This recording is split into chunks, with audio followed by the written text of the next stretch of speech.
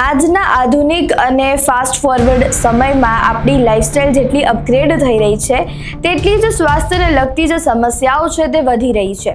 એ પછી પેટને લગતી સમસ્યાઓ હોય કે પછી કોઈ કપલને સતાવતી ઇન્ફર્ટિલિટી હોય કે પછી બાળકોમાં અત્યારે ગંભીર સ્થિતિ બનતું ઓટિઝમ હોય. પરંતુ આ બધી જ સમસ્યાઓનું મૂળ કારણ શું છે તે જાણવા માટે આજે આપણી સાથે હોમિયોપેથી ડૉક્ટર નિસર્ગ ઉપસ્થિત છે. તેમના સાથે વાતચીત કરીશું અને આ સમગ્ર બાબતે વધુ જાણવાની કોશિશ કરીશું. નમસ્કાર, હું આપની સાથે નિધિ.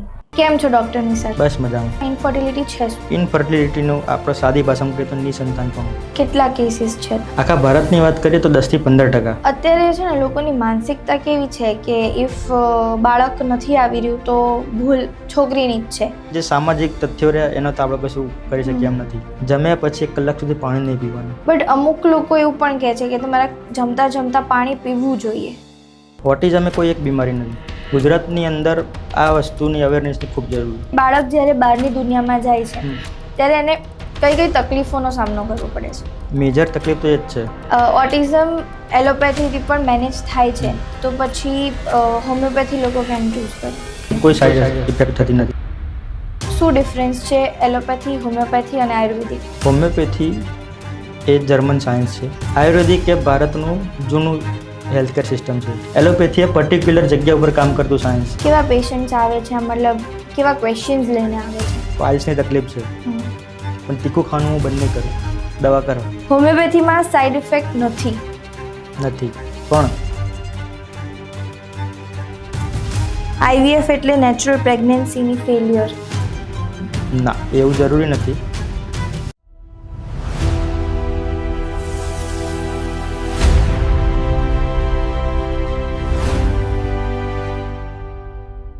કેમ છો ડૉક્ટર નિસર્ગ? બસ મજામાં. મજામાં. બરાબર. તમારી જર્ની અત્યાર સુધી કેવી રહી? BHMS પછી માસ્ટર્સ કરીને અત્યારે ક્લિનિક ચલાવો છો, ઘણા બધા પેશન્ટ્સને હેન્ડલ કરી રહ્યા છો. કેવી છે જર્ની આખી? બસ જર્નીમાં તો એવું છે કે આપણે પહેલેથી જ હોમિયોપેથી સાથે સંકળાયેલા હતા. હવે આગળ જતાં પ્રોફેશનનો વારો આવ્યો તો એમાં આપણે હોમિયોપેથિક કન્સલ્ટિંગનું પ્રોફેશન. બરાબર. પછી મેં ઘણા બધા ડૉક્ટરો જોડે કામ કર્યું. ટ્રસ્ટની હોસ્પિટલમાં કામ કર્યું, પ્રાઇવેટ ક્લિનિકમાં કામ કર્યું, ફર્ટિલિટીના ડૉક્ટર જોડે કામ કર્યું, સાયકોલોજી જોડે કામ કર્યું. પછી એવા ડિસિઝન ઉપર પહોંચ્યા કે જ્યાંથી એવું કે અમુક જાતની બીમારી આપણા ગુજરાત લેવલે ઘણી વધારે જોવા મળતી હોય. એક મેટાબોલિક રિલેટેડ અને એક ફર્ટિલિટી રિલેટેડ, બીજી મેન્ટલ બીમારી. ફર્ટિલિટી રિલેટેડમાં મેલ અને ફિમેલ બંનેની હોય. મેટાબોલિઝમની અંદર સ્પેસિફિકલી લીવર ઉપર વધારે બધાને તકલીફ જોવા મળી મને. બરાબર.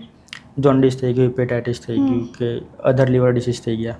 મેન્ટલ ડિસીઝની અંદર સ્પેસિફિકલી બાળકોની અંદર કોઈનું બહુ ખાસ ધ્યાન આપતું નથી. સ્પેસિફિકલી દરેક મા બાપ એવું જ વિચારતું હોય કે મારા બાળકને કોઈ બીમારી નથી માનસિક રીતે.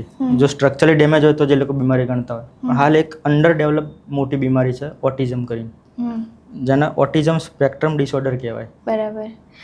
આ ઓટિઝમ વિશે અમને થોડી વધારે માહિતી આપો. ઓટિઝમ એ કોઈ એક બીમારી નથી. ઓટિઝમની અંદર એવું છે કે ઓટિઝમ સ્પેક્ટ્રમ ડિસઓર્ડર. સ્પેક્ટ્રમ એટલે કે અલગ અલગ જાતના સિન્ડ્રોમ કહીએ કે લક્ષણો કહીએ, જે બી શરૂઆતમાં આપણે એ રીતે ડાયગ્નોસ કરતા હોય કે બાળકનું બિહેવિયર કેવું હતું. ઘણી વખત એવું હોય કે એકને એક વસ્તુ વારે વારે રિપીટ કરતો હોય, પછી તમે નામ દઈને બોલાવો તો સાંભળે નહીં. તમે એને કોઈ વસ્તુ કરવાની કહો તો જઈને કન્ફ્યુઝ થઈ જતું. સમજ હજુ એટલી ડેવલપ ના થઈ હોય. બરાબર. અને બીજું ખાસ કે આંખમાં આંખ મિલાઈને વાત ના કરતો હોય. આ એક વસ્તુ એવી છે કે જે ઓટિઝમના ઇનિશિયલ સ્ટેજની અંદર જોવું ઘણું જરૂરી. ગુજરાતની અંદર આ વસ્તુની અવેરનેસની ખૂબ જરૂરી. એ પબ્લિક હેલ્થના જે લોકો પ્રોફેશનલ રહ્યા એ લોકો આની ઉપર અવેરનેસનું કામ કરી રહ્યા છે.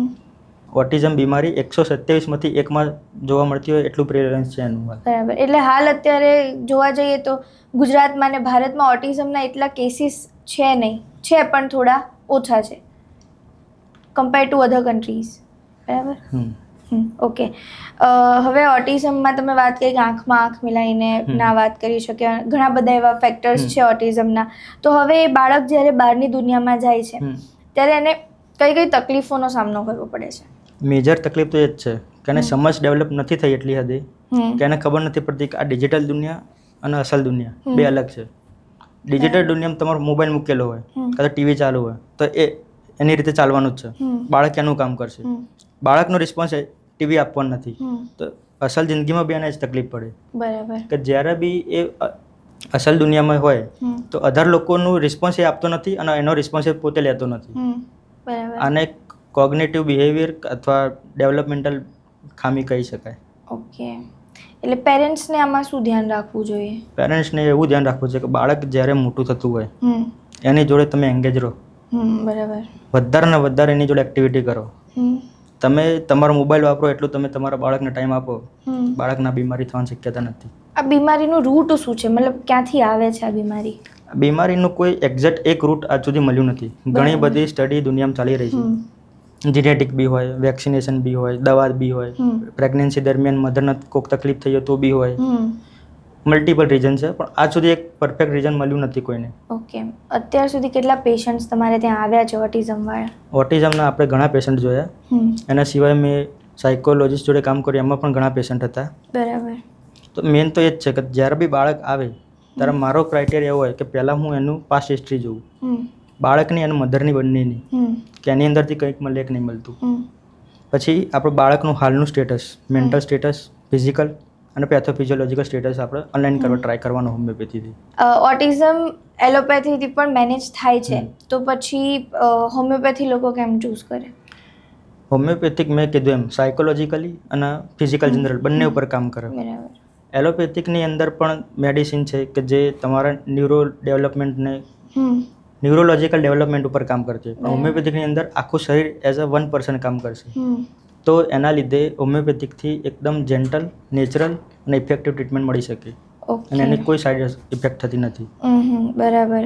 હવે કોઈ પેરેન્ટ્સ છે તમારી પાસે આવે છે તો એમને સૌથી પહેલી તમે સલાહ એઝ અ ડૉક્ટર શું આપશો અને કેવી કેવી મેડિસિન એમને પ્રોવાઈડ કરશો અને થેરેપીસ કેવી પ્રોવાઈડ કરશો? જ્યારે બી પેરેન્ટ્સ મારી જોડે પહેલી વખત કન્સલ્ટ કરે તો પહેલાં તો હું એને એ સમજાવું કે બાળકને એક્ઝેક્ટ તકલીફ શું થઈ રહી છે હાલ. જે બી હોય કે આંખ ના મિલાવતો હોય, વાત નહીં કરતો, જે બી અબનોર્માલિટી હોય એની વાત કરીએ. એના પછી આપણે એને થેરાપી વિશે સમજાવીએ કે તમારા બાળકના ડેવલપમેન્ટલ થેરાપીની જરૂર છે. એના માટે આપણે થેરાપી સેન્ટરમાં રિફર કરતા હોઈએ. બરાબર. દવાની વાત થાય તો જે મેં કીધું એનું સાયકોલોજી લેવલ, એનું ન્યુટ્રિશન લેવલ, એનું પેથોફિઝિયોલોજી અને એની હાલની એક્ટિવિટીના જે બી પેરામીટર્સ છે જે હાલની એક્ટિવિટીના જે બી પેરામીટર એ મુજબ આપણે હોમિયોપેથિકની એક ગાઈડલાઈન હોમિયોપેથિક કેસ ટેકિંગ મુજબ એની એક દવા નક્કી કરવામાં આવતી હોય એઝ અ હોલિસ્ટિક એપ્રોચ. હવે તમે ઇનફર્ટિલિટીની પણ વાત કરી તો એકચ્યુઅલમાં ઇનફર્ટિલિટી છે શું? ઇનફર્ટિલિટીનું આપણે સાદી ભાષામાં કહીએ તો નિસંતાનપણું. બરાબર. જ્યારે બી કોઈ કપલ 1 વર્ષ સુધી વિધાઉટ પ્રોટેક્શન ઇન્ટરકોર્સ કરે અને છતાં કન્સીવ ન કરી શકે તો એને આપણે ઇનફર્ટિલિટી કહી શકાય. બરાબર. કેટલા કેસીસ છે અત્યાર સુધી ઇનફર્ટિલિટીના? આખા ભારતની વાત કરીએ તો 10 થી 15%. બરાબર. અને એક જનરલ આંકડો એવો છે કે દર 6 માંથી 1 કપલને ઇનફર્ટિલિટી જોવા મળે છે હાલની તારીખમાં. ઓકે.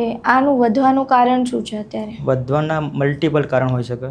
એક તો એ જ કે બહારનું ફૂડ, જંક ફૂડ, કોઈ બી ફૂડ, કોઈ વસ્તુ ઓર્ગેનિક બહુ ઓછી મળે છે હાલ.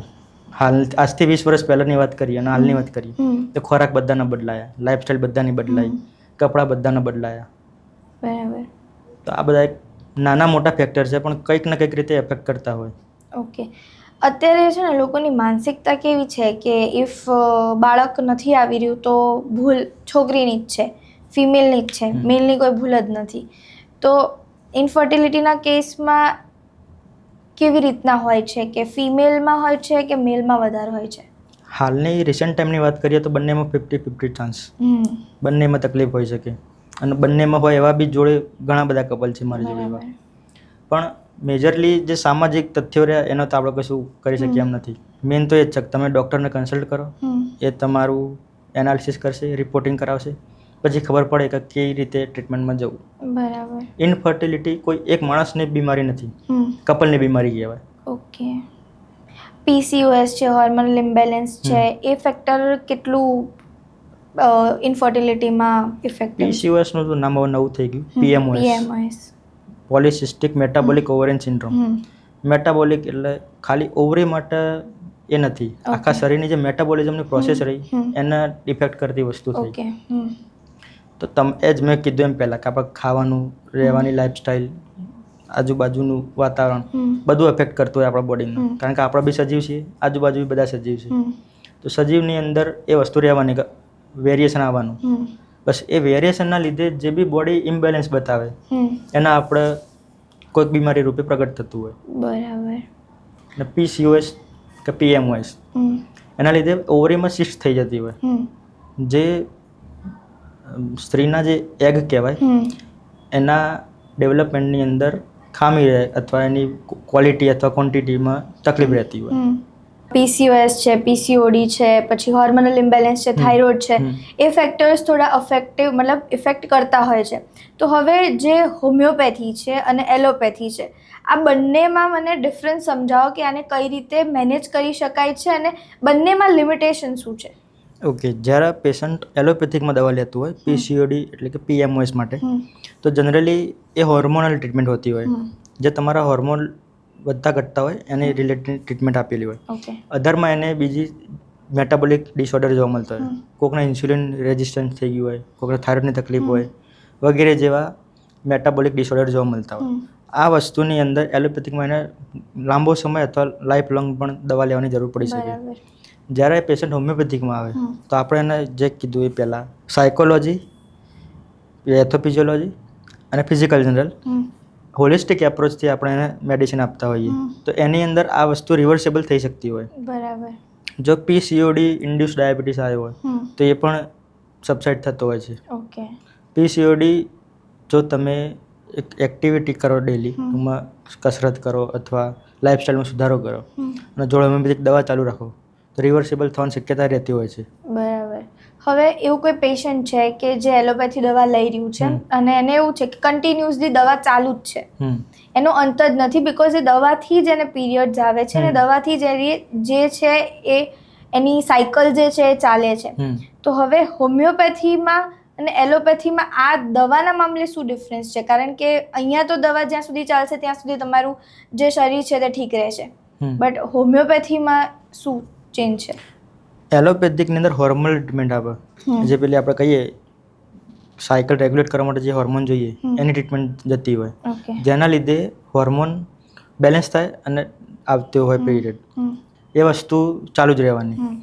જ્યારે હોમિયોપેથિકમાં આવે તો આપણે એને હોર્મોનલ ટ્રીટમેન્ટ નથી આપતા. આપણે એના જે ટ્રીટમેન્ટ આપીએ જેના લીધે એની ઓવરી અને એનું યુટ્રસ એની કેપેસિટી સ્ટિમ્યુલેટ કરીએ, જેના લીધે નેચરલી હોર્મોન ડેવલપ થાય અને રેગ્યુલેટ થાય. બરાબર. તો એના લાઈફ લોંગ દવા લેવાની જરૂર નથી પડતી હોમિયોપેથીમાં. ઓકે. અને એક લિમિટેશન છે ત્યાં સુધી દવા લેવાની છે, પછી તમને મેનેજ થઈ જશે? લોંગ ટાઈમ લેવી પડે પણ લાઈફ લોંગ લેવાની જરૂર નથી પડતી. ઓકે. હવે ચલો, જેને ઇનફર્ટિલિટી છે, બરાબર, કે ટ્રાય કરી રહ્યા છે 2-3 વર્ષથી, બટ હવે મેડિકલ હેલ્પથી, હોમિયોપેથીના હેલ્પથી 1% પણ એમને જો ચાન્સીસ દેખાય છે અને પ્રેગ્નન્ટ થાય છે, તો બાળક સરખું આવે છે કે પછી એમાં કોઈ ખામી હોય છે? એ તો પ્યોરલી નસીબ ઉપરની વસ્તુ છે. બરાબર. કારણ કે છેલ્લે તો પુરુષ અને સ્ત્રીના જ જીનેટિક્સ મિક્સ થયા છે, એનું જ બાળક આવ્યું. તો એ હવે એમની જે બી જીનેટિક હેરિડિટરી હશે એ મુજબનું જ થવાનું. હા, જનરલી એવા કેસ બહુ ઓછા જોયા મેં કે જેમાં બાળક ખોળખાપણવાળું આવ્યું. ઓકે.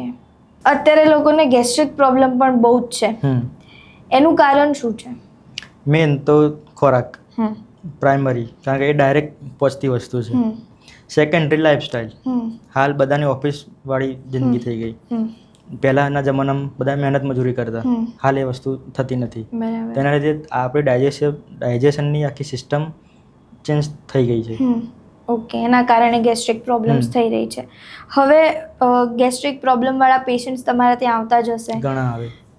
તો એમની મેજર એક શું હોય છે પોઈન્ટ કે તમને આના લીધે જ થયું છે? એ આપણે પેશન્ટની હિસ્ટ્રી લઈએ કે ભાઈ એની લાઈફસ્ટાઈલ આખી જોઈએ, એની સાયકોલોજી જોઈએ, જે એના કામ કરવાનું એનું એન્વાયરમેન્ટ, એ બધાનું એનાલિસિસ કરીએ એટલે મળી આવતું હોય. 80% કેસમાં તો જંક ફૂડ જોવા મળ્યું. બરાબર. એટલે જંક ફૂડ એ મેઇન વસ્તુ છે કે જેનાથી બધાએ ચેતતું રહેવું જોઈએ. કારણ કે તમે ઇનફર્ટિલિટીની વાત કરી ગેસ્ટ્રિકની વાત કરી, બંનેમાં એવું આવ્યું કે જંક ફૂડથી દૂર રહેવું જોઈએ અને લાઈફસ્ટાઈલ છે. એટલે અત્યારની લાઈફસ્ટાઈલ એ લોકોના શરીરને ઇફેક્ટ કરી રહી છે એવું તમે માનો છો? હા, લાઈફસ્ટાઈલની અંદર દરેક જણ એક સલાહ આપું બધાએ કરવી જોઈએ.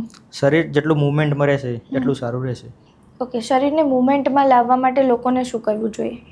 કશું નહીં, તમે જે કામ કરતા હોય કલાક થયેલે ઓફિસમાં ગોળ આંટો મારો, બોડી મૂવમેન્ટ જ કહેવાય. ગેસ્ટ્રિકમાં કયા કયા પ્રકારની ડિસીઝ છે અને કઈ રીતે એને મેનેજ કરો છો તમે? ગેસ્ટ્રિકની અંદર આપણે એક તો ગેસ અને એસિડિટી મોસ્ટ કોમન, ઓકે. પછી આવે કબજિયાત, એના પછી બીજી મેજર ઇન્ફેક્શન રિલેટેડ ડિસીઝ એ આંતરડાની મોટા આંતરડાની થાય. મેજરલી તકલીફવાળા મેં પેશન્ટ જોઈએ લીવરના. લીવર ડિસીઝમાં લોકોની બહુ તકલીફ છે અને બહુ મોડેથી લોકોને ખબર પડતી હોય, સ્પેસિફિકલી ફેટી લીવર. ફેટી લીવરનો મતલબ લોકો એવું સમજે હાલની તારીખમાં કે દારૂ પીતા હોય એને તકલીફ થાય, પણ એવું જરાય નથી. એ પણ મેટાબોલિક ઇસ્યુ એક કહેવાય કે જે આલ્કોહોલ પીવે છે એના શક્યતા ખૂબ વધી જાય, પણ જે નથી પીતા એના બી શક્યતા તો છે જ. જનરલી મારી જોડે હાલ એવા પેશન્ટ જ વધારે છે કે જે આલ્કોહોલ લેતા નથી પણ એમને ફેટી લીવર છે. ઓકે, શું કારણ હોઈ શકે એનું? ફેટી લીવર થવાનું એક કારણ એવું કે એ લોકોનું જે લાઈફસ્ટાઈલ રહી એના લીધે મેટાબોલિક રેટ મેન્ટેન નથી. મેટાબોલિક રેટ મેન્ટેન નથી, જેના લીધે જે મેટાબોલિઝમ એક્ટિવિટી થવી જોઈએ શરીરમાં એ પૂરતા પ્રમાણમાં થતી નથી. સેકન્ડ રીઝન એક ઓઇલી ફૂડ અને શુગર. ઓકે, આના કારણે એડેડ શુગર નુકસાનકારક જ છે. Okay, as a homeopathy doctor તમે જે અત્યારે ઓઇલી ફૂડ મળે છે, વધારે ઓઇલનું કન્ઝ્યુમ વધી ગયું છે લોકોનામાં, પછી શુગર વધારે ખાય છે, એના સાઈડ ઇફેક્ટ શું છે? શુગર ખાવાના અને ઓઇલ ખાવાના સાઈડ ઇફેક્ટ લગભગ સરખા જેવા જ છે. તમને સ્કિન ઇસ્યુ થાય, હોર્મોનલ ઇમ્બેલેન્સ થાય, સ્લીપ ઇમ્બેલેન્સ થઈ શકે, તમારો સ્વભાવ ચીડચીડિયો થઈ જાય, બરાબર, વારે વારે એસિડિટી થાય, કબજિયાતની તકલીફ રહે. અને આ બધાના લીધે તમારી લાઈફસ્ટાઈલની અંદર તમે જાતે થોડા ચેન્જ કરો તો પણ ઇમ્પ્રુવમેન્ટ આવી શકતો હોય. જેમ કે અમુક ટાઈમ થાય તો થોડું ચાલવાનું રાખો, જમ્યા પછી તરત સૂવું નહીં, આ બધાથી રાહત મળતી હોય. એવો કોઈ ઘરેલું ઉપચાર કે જે લોકો કરે અને એમને મતલબ કે ડૉક્ટર પાસે ના જવું જોઈએ? જમ્યા પછી 1 કલાક સુધી પાણી નહીં પીવાનું. બરાબર. અને એડેડ શુગરવાળી જે બી વસ્તુ હોય અથવા એક્સ્ટ્રા ઓઇલવાળી, સ્પેસિફિકલી ડીપ ફ્રાય, એ બધી અવોઇડ કરો. ઓકે, બટ અમુક લોકો એવું પણ કહે છે કે તમારે જમતા જમતા પાણી પીવું જોઈએ. જમતા પીવું અલગ વસ્તુ, જમે પહેલાં પીવી અલગ વસ્તુ અને જમે પછી પીવી અલગ વસ્તુ. પાણીનો રોલ ત્રણેય બદલાઈ જાય. કઈ રીતે? જમતા પીવો છો એ થોડું થોડું જવાનું, જે બી તમારું ટ્રેક હતું એ ખાલી તમે પલાળ્યું. તમે પહેલાં પીધું તો પહેલાંથી જતું રહ્યું, અને પછી તમે જમો છો તો તમારે જઠરાગની એટલી મંદી નથી પડતી. પણ જમી લીધું તો તમે જે ખોરાક ખાધો એ મુજબ તમારું જઠર અંદર એન્વાયરમેન્ટ બનાવતું હોય. ઉપર તમે પાણી વેળો એટલે એન્વાયરમેન્ટ આખું તમે ફરતી બદલી નાખો. એક શરીરને એક જાતનો શોખ લાગે. બરાબર, એના કારણે એટલે પાચન મંદ થાય, મંદ પાચન થાય તો ગેસ બી થાય, એસિડિટી બી થાય. ઓકે, એટલે અલ્સર બી થાય.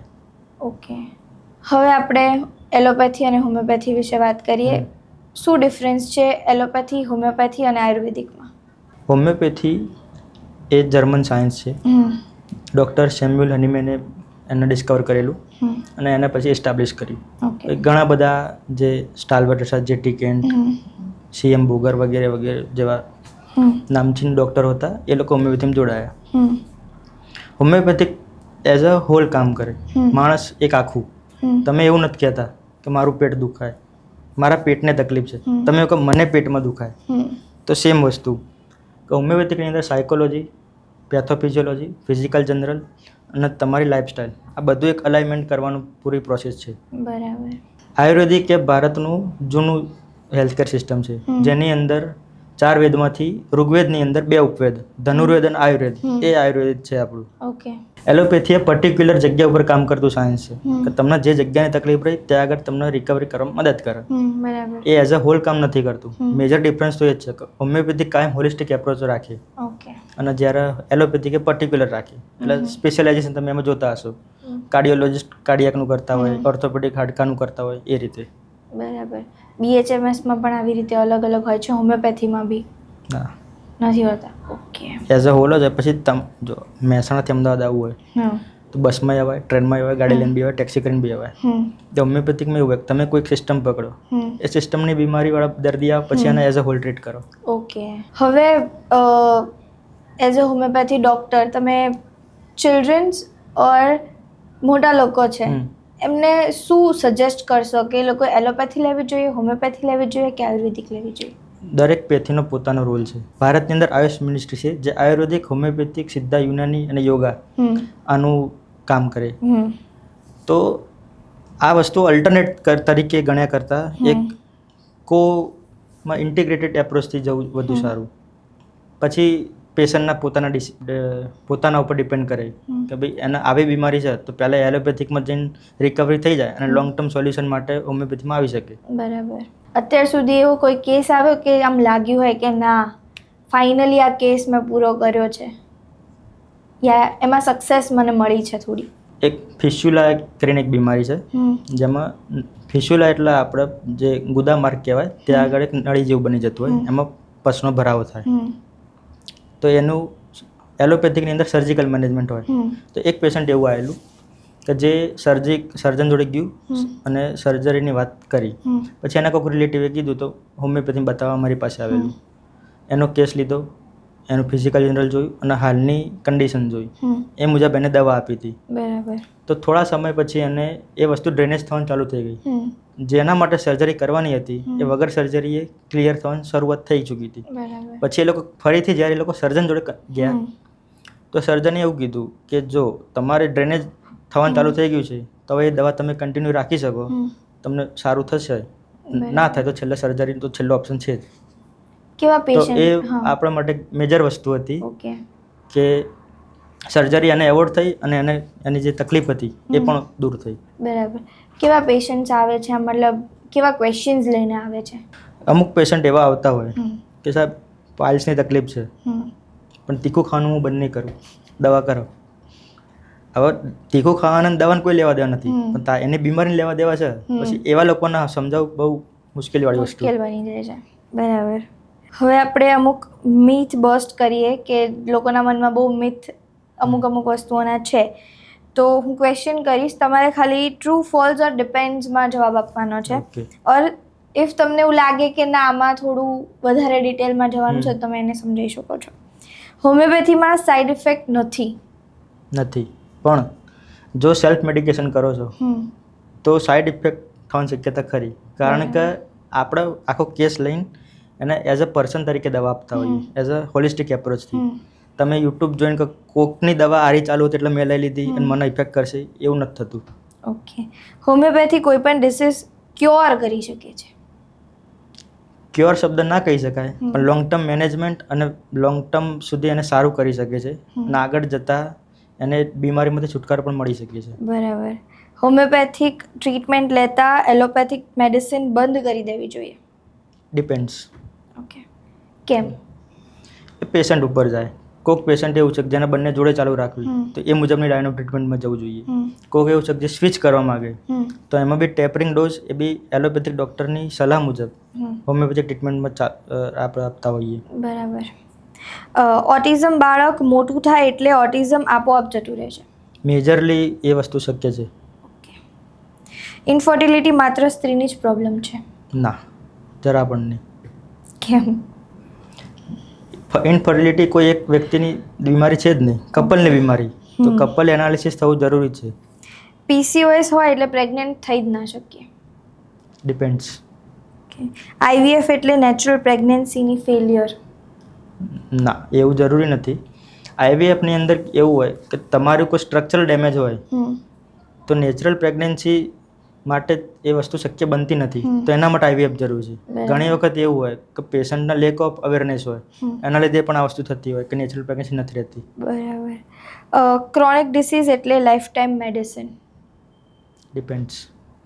નેચરલ એટલે 100% સેફ? ના. કેમ ના?